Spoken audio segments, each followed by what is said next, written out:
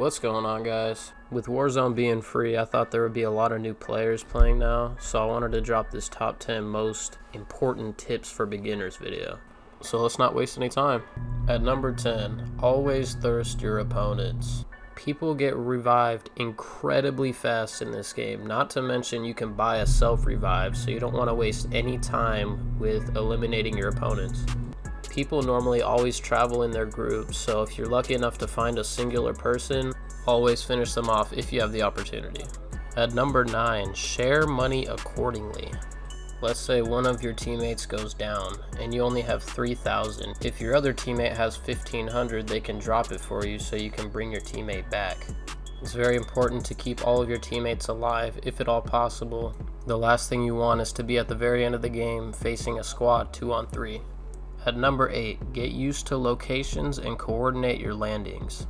Take some games to familiarize yourself with the map and different houses and figure out which houses you really like to land at. If you land too far from your teammates, you run the possibility of one of them going down and dying right away because you weren't there to save them. Try to generally be pretty close to your teammates. You don't want to go too far from them because there's a lot of action in the beginning of the game, especially if you land at a hotter spot, so just be careful. At number 7, don't telegraph yourself in the gulag. I see a lot of people doing this and it gets them killed like 90% of the time. When you first go into the gulag, you'll see the other person through the walls. So what I do personally is I always look the opposite way of the direction that I'm going to go. So normally I'll look to the right side, crouch a couple times, throw them off, and then go to the left side. This little trick will get you a bunch more gulag wins, I promise you that. At number 6, give your teammates callouts in the gulag. If you're in the same gulag as your teammate and you see him going up to battle, do your best to give callouts and tell him where the other person is.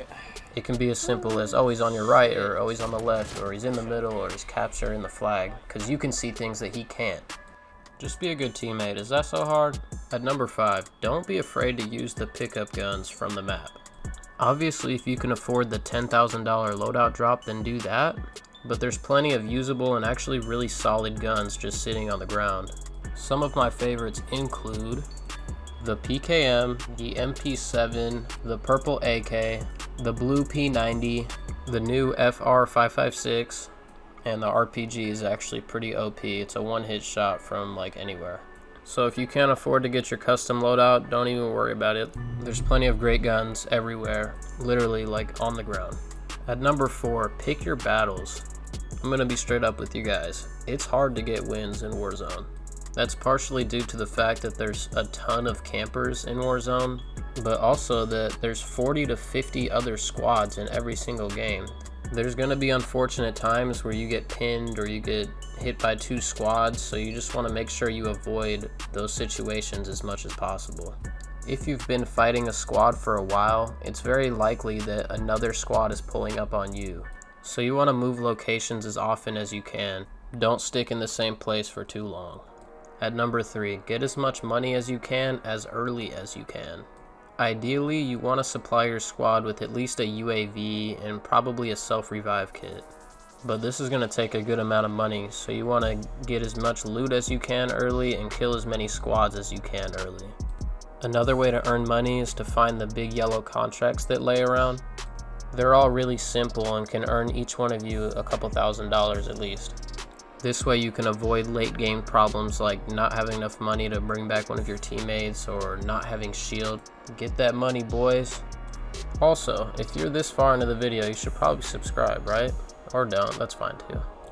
At number 2, make a custom class with a heartbeat sensor. You want to have one class that's specifically dedicated to Warzone. I personally use a sniper, but more importantly, you want to make sure you have that heartbeat sensor equipped.